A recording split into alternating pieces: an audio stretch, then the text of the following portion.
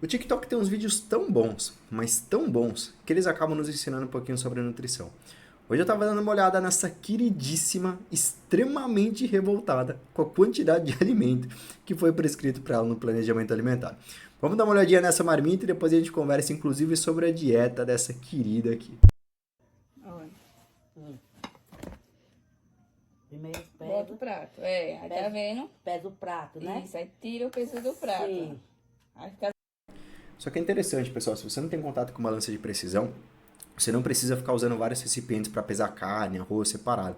Você só coloca o prato em cima da balança, tara ela e a cada alimento que você for colocando em cima do seu prato, você vai apertando o botão de tarar. Aí ela vai zerando e vai permitindo com que você perceba as diferentes quantidades no mesmo prato. fica zerado. Zerado.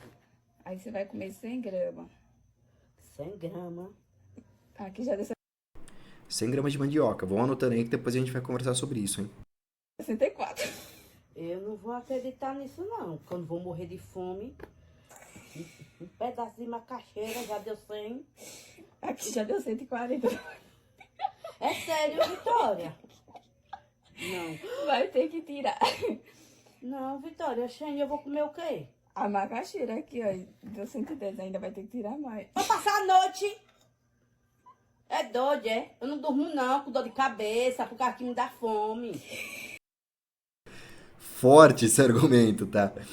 O fato de você dormir com o estômago muito cheio pode ser problemático, mas o fato de você dormir com o estômago muito vazio também pode ser um problema, porque muitas pessoas relatam e têm despertares noturnos pelo fato da fome. Então, tem pessoas que toleram super bem, por exemplo, um jejum no período da noite, mas tem gente que se não consumir uma quantidade ali razoável de comida, ela acaba tendo despertado durante a noite e isso aí acaba atrapalhando o processo de emagrecimento, por exemplo, porque o sono é muito importante para nós. Eu vou botar 120, então. É. Meu Deus Ela conseguiu negociar, hein? Saiu 20 graminhas a mais aqui. do céu. Pois é. Já deu 120. Aí a carne. Você trouxe só 2 pedacinhos de carne, foi? É quantos? Vixe. Aí tira, ó, o peso da macaxeira. Tudo tem que tirar agora? Tira.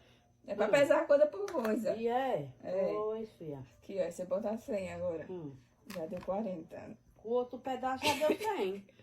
Ó, bota a minha comida toda, vai. Eu vou comer tudo. Não vou nada aqui no... Ela desistiu da pesagem e quer simplesmente todo o volume de comida. Mas não é lá tanta coisa também, né? Vamos combinar? Não tem tanta macaxeira aqui assim pra prejudicar ela, mas vamos terminar de ver. Não dá nem pra botar no buraco do dente. Só deu 80. Ainda tem que pegar Vai mais pegar mais. Eu não quero carne, não. Eu quero é macaxeira, minha filha. Oxe, eu não quero, não, carne. Não é você que vai fazer a dieta. Eu não quero carne, não. Eu quero é macaxeira. E como é que vai fazer só? A voz de fundo dizendo, não, eu quero carne não, eu quero a macaxeira. 80 gramas de carne. Eram 100 gramas de macaxeira, mais 100 gramas de carne, pessoal. O pior é que não tem nenhum açúcar. Dá certinho, dá aqui pra massar. E aí que o vídeo termina. Bom, eu tenho comigo que ela tem muita razão em estar extremamente revoltada, porque 200 gramas de alimento é muito pouca coisa para consumir numa refeição. Mas ela não necessariamente precisa colocar muito mais caloria para aumentar muito o volume desse prato. Vou comentar sobre essa possibilidade com vocês, além do fato da gente calcular um pouquinho essa dieta depois da nossa vinheta.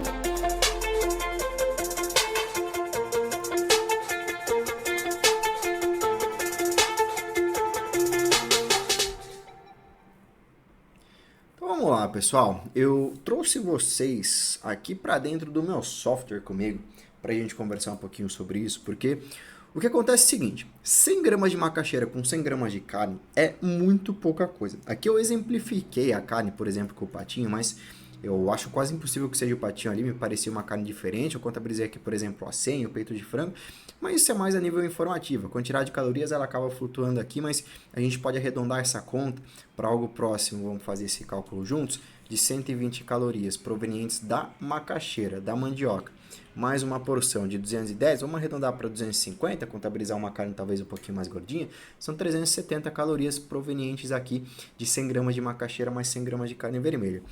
Pessoal,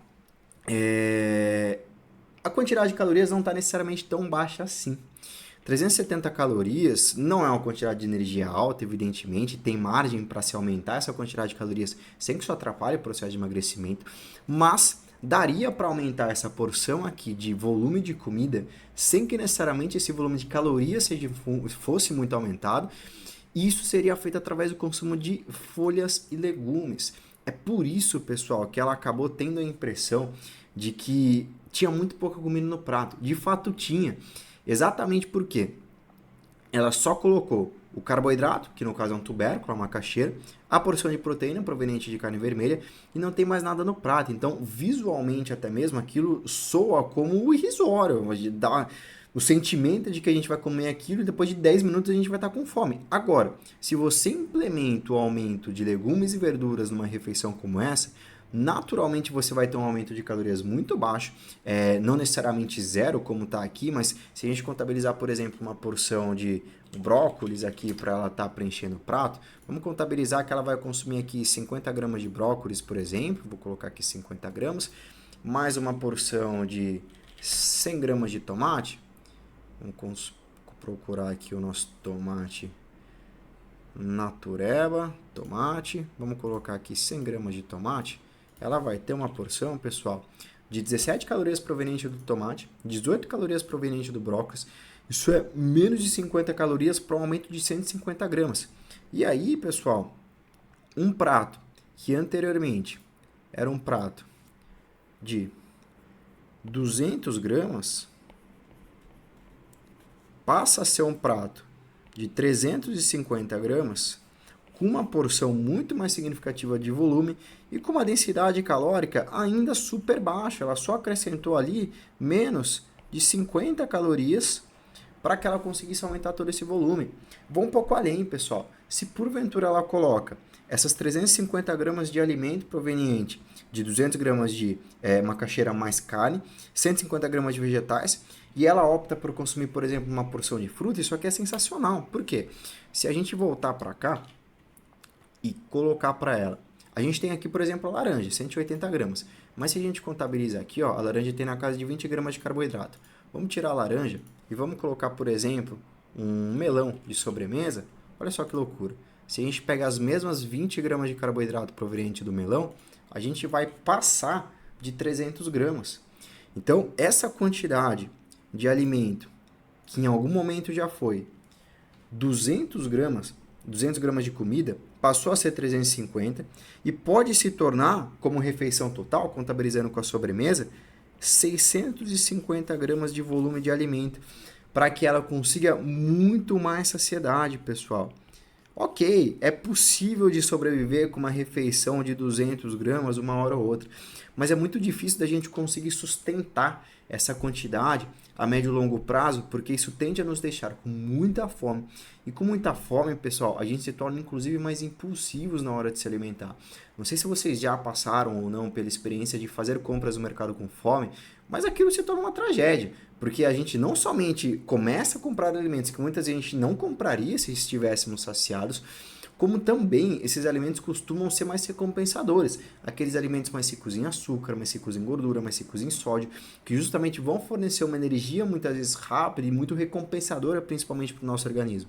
Então, pessoal, nesse contexto aqui, se ela colocar uma refeição como essa, 100 gramas de carne com 100 gramas de macaxeira, vegetais, 150 gramas, uma porção aqui de fruta proveniente, por exemplo, do melão, esse volume aumenta de forma muito significativa e a gente colocou aqui, pessoal, vamos arredondar essa conta, 100 calorias a mais para um volume adicional de 450 gramas, foi isso? Foram 150 dos vegetais, mais 300 de melão, 450 gramas a mais de volume, pessoal, para 100 calorias.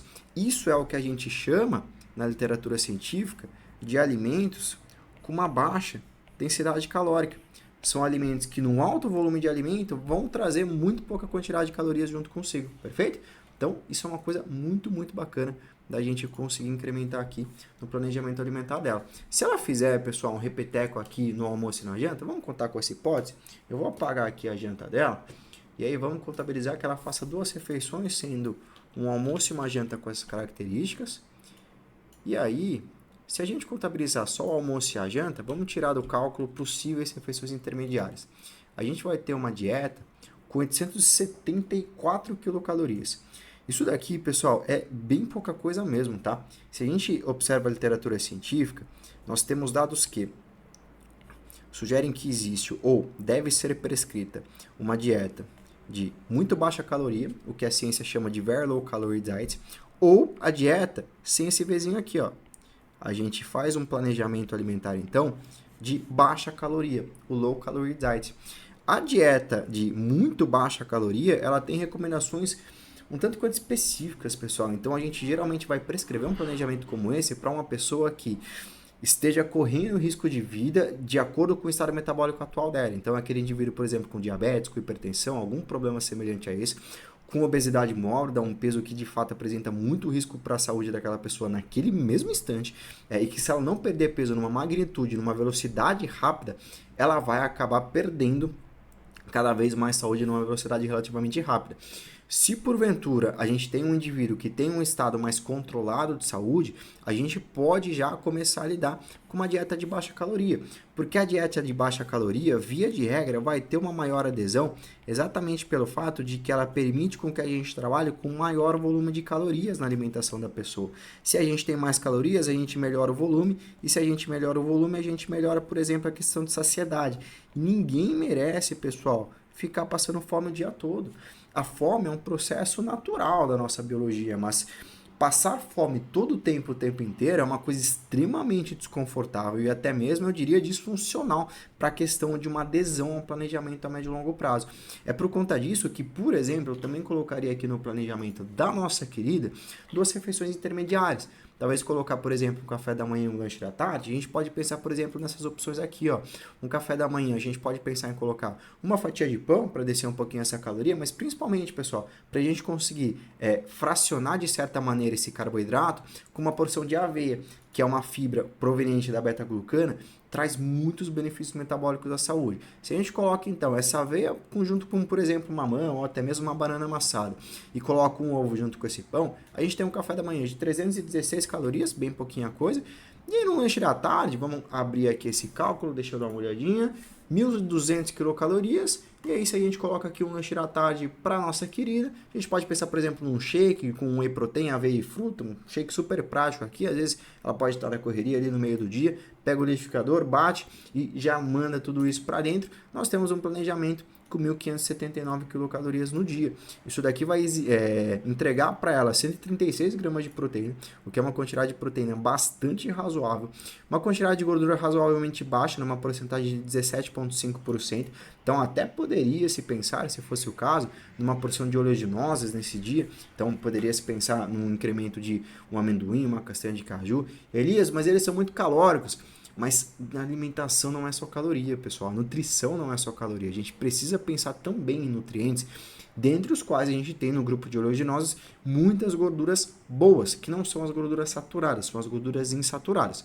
Mas ok, aqui a gente está fazendo somente um exemplo, a gente reduzir um pouquinho essa gordura, e os carboidratos estão em 200 gramas por dia. Então é uma quantidade bastante razoável aqui para a gente pensar em entregar volume alimentar, entregar fibras alimentares também, para que ela consiga ter um sucesso no processo de emagrecimento. Então, pessoal, se ela fizesse aqui o consumo de vegetais e de frutas aqui naquela marmita que ela fez no vídeo, provavelmente ela já estaria um pouquinho mais contente, tanto em relação à percepção visual, mas também e principalmente pelo fato de que durante o dia ela vai se manter mais saciada e muito provavelmente ela não vai acordar durante a noite com fome daquela refeição ter sido muito pouco volumosa, perfeito? Pessoal, vídeo curto hoje, mas para compartilhar um pouquinho com vocês dessa história que é a densidade calórica na nutrição. Se você gostou desse vídeo, não esquece, deixa o teu like aqui embaixo, compartilha esse vídeo com alguma pessoa, se inscreve no nosso canal e ativa o sininho para não perder mais nenhuma notificação do nosso canal. É isso, forte abraço e até a próxima.